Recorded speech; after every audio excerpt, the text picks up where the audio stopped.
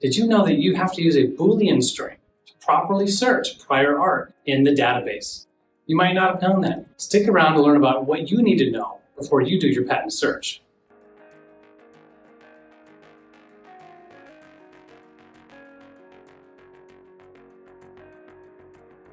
Hey everyone, I'm JD Houvener, Managing Partner here at Bold Patents Law Firm. I'm so excited to be with you here today to talk about the 6 steps that you've got to take to perform the patent search the right way.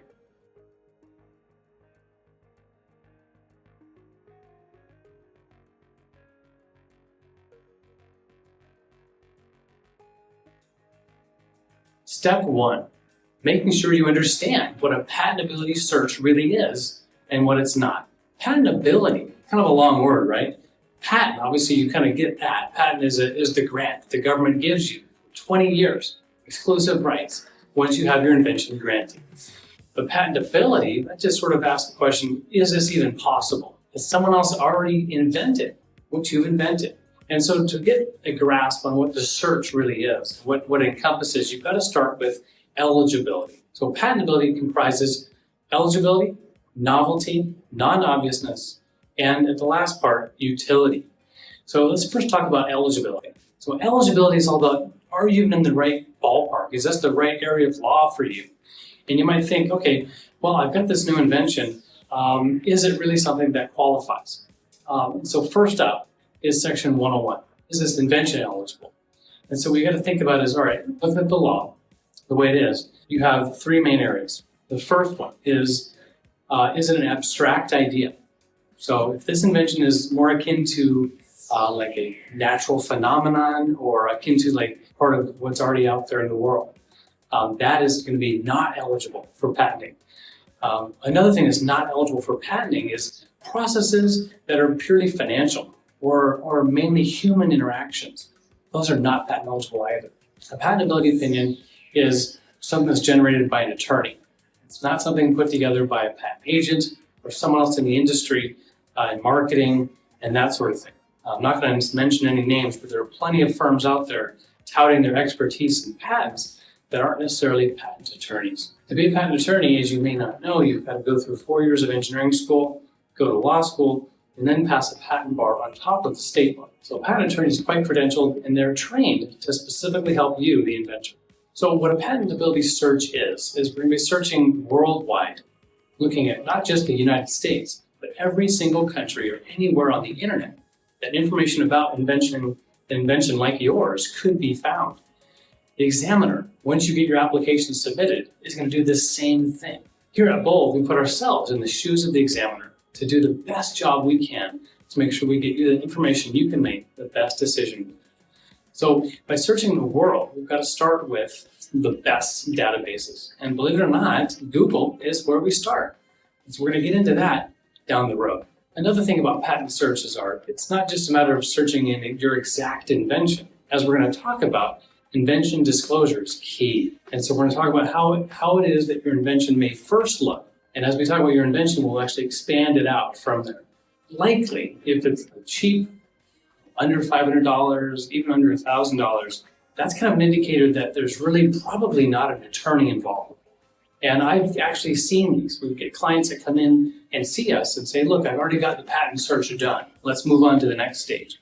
And they'll bring in this, phone book size copy of a patent search. And it was produced, in mass volume to kind of seem like it was a very enriched, thorough search, when they just printed out the whole length of the patent documents that they found and just printed them in a big volume. What these searches tend to lack is an actual opinion that you can rely on to make a decision about whether you move forward or not with your patent application. As you may not know, patent applications and the whole process can be many thousands of dollars. So it's no small drop in the bucket to make a decision about this. And so a patent search alone is good, but it's not actually what you need to move to the next phase. What you need is an opinion by a patent attorney. Step 2, invention disclosure. The inventor, you, right? You've got your invention. This is your baby. And we get that. When you come to an attorney like us, we're going to sit down with you and talk about, sure, your invention and how you might plan on bringing this to market. But what's bigger picture is your invention in terms of what it could look like and all the alternative embodiments that it could and should be. That's what we're going to be performing our patentability search on, this greater version of your invention. Think about other materials that you could use. Think about the ways that the two parts could fit together if it wasn't using a bolt, right? Some other type of fastening means, a rivet, or who knows, a couple that's a sort of a detachable, removable piece. Lots of different ways that parts can move and change, interchange, and even be part of a new industry. So, needless to say, part of our job is to help the inventor expand their invention so that we can conduct a really good, proper search. Part of what's involved in doing this expansion, as I mentioned, is getting to the heart of the invention and getting the inventor to tell us about their invention. And so this process called the invention disclosure process helps them to fully relate what they've been through. So one of the first things we talk about with invention disclosure is the history. History, right? How far back did it first get conceived? When did the inventor or co-inventors first create this invention? That's what we want to look back on. Harness the intent, what was involved at that right up front moment. And then it's very important from there is to talk about a timeline of when that invention, if ever, was disclosed or sold to the public. Unfortunately, if it's been more than a year since you published or sold your invention, it's not eligible for filing. So this first step of getting the history down is key. The second step you got to talk about within step 2 is making sure you get the invention employment or employer history figured out too. Oftentimes we have inventors that are working day jobs, and you might be too if you're listening and watching this. Inventions can certainly be created on the job or even after hours. It's important to understand that many companies have very strong, rigorous contracts that will actually cause you to have to assign, meaning give rights to your invention to your employer if it was invented on the job. And even if it's related to your job, you did it off hours, they may have rights to own that. So that's important to understand the employer-employee relationship moving forward. The next part of the invention disclosure process is taking a look at the prototype, if there is one. For hardware, consumer products, this is important because getting your hands on it, or at least seeing photos or videos of the actual invention, can help the patent attorney see the different features. This is important if it's just in the drawing, pre-prototype phase, doing as much as you can to bring about 3 dimensions. And it may mean that we work with an engineer, or a CAD software engineer, to create that so that we can actually turn it around and make sure the folds and the connections and how that could apply even before doing the search. So I want to take a little break here after this step and see if you are getting value out of this video, if you're enjoying this material. I want to make sure you share it with others. And one great way to do that, very simple, is just to like this or share it on social media with someone you know or your distribution group who want to get the word out about this material. All right, step 3, we need to identify and boil it down to 3 to 5 key features about your invention. I know, that might be hard, right? You want to talk about your invention like it's your baby. This is what you talk about, you live and breathe. This is your hobby, perhaps. But it's so important for us to be able to boil it down to a nice subset of keywords and phrases that we can use across all the databases to construct sort of a 95 to 99% confidence interval in the subject matter we're looking at. So as in step 2, we just talked about it, we're going to be getting the full breadth of what your invention is. Being able to search on all of that could take forever in theory, right? We've got to be able to search, to put some bounds on what about your invention you think is novel. For this piece, we're going to be looking at you and perhaps your team if you've got one. On your gut, you know the industry likely better than we do. What is it about your invention you think you've never seen before? What specific aspect or functionality about your invention is key? So we're going to work with you as attorneys, as technical advisors, with you to pull out those 3 to 5 key terms. And that's what we're going to start doing our search on. We have built, and I've drafted myself, a blog article that goes into these subjects in a lot more detail. We feel like we want to serve as many individual, small business, and large company inventors as possible. Step 4, searching broadly. Okay, we've done a lot here. We've covered lots of different steps. This is the step that comes right after we've narrowed it down, right? We've compacted those key phrases, the nuance, the subtleties of how you think your invention is functional. And so once we've got that down, now we're going to actually search very broadly on those compacted keywords. And the best place to start is Google.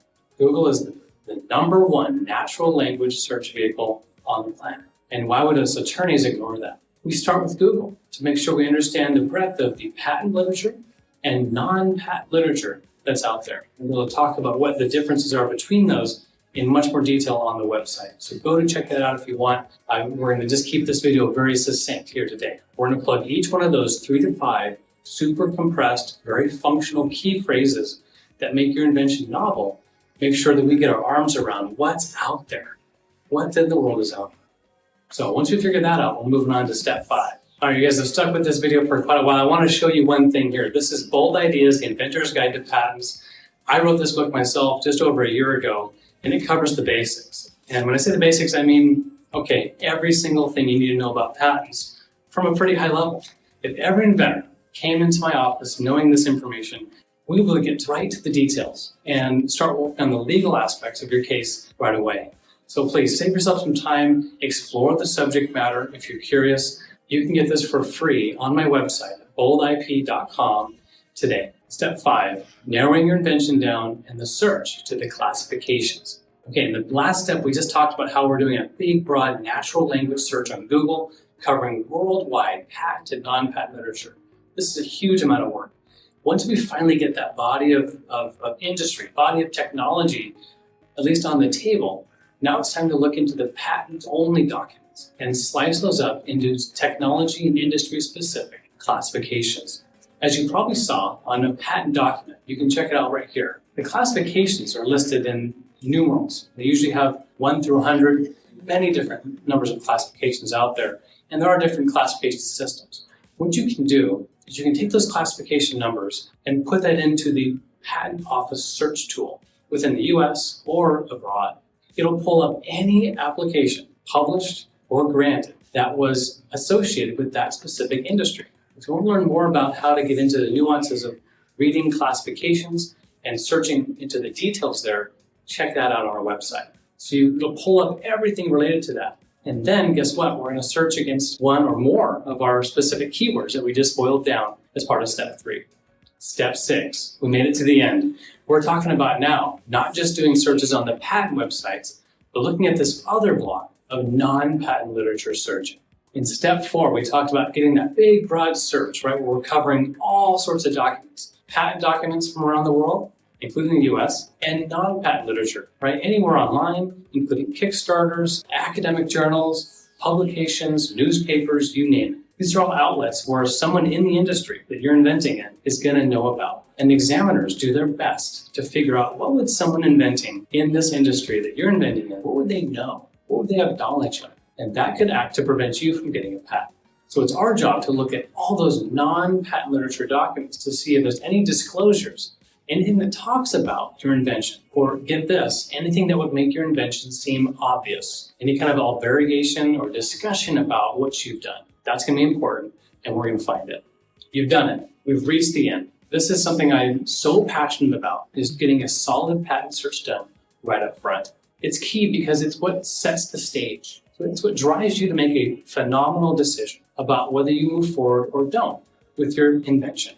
I am encouraged by the fact that we're able to get this information out to you, and I'm so hopeful that you're able to share this with people that you know. I just wanted to wrap up the show and say thank you so much for tuning in, for watching the 6 steps to move your patent from idea to invention, moving your visionary concept into the future. Please visit boldpatents.com and get your free book. That's what this is all about, is moving the inventor's power, right? More toward the individual, more toward the small business, to drive that innovation into the marketplace so that we all become smarter and more efficient.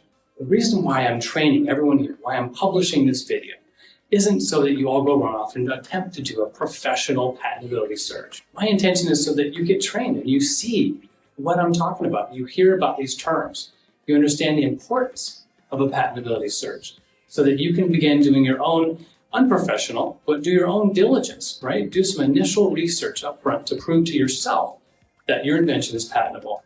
And it's my hope that you come speak with us at Bold Patents Law Firm, because we know what it takes to move your invention from idea to invention to patent grant.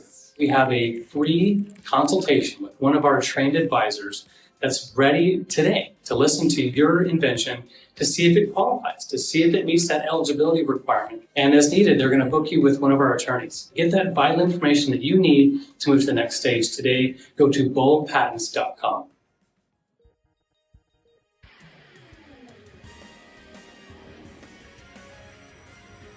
Go big. Go bold.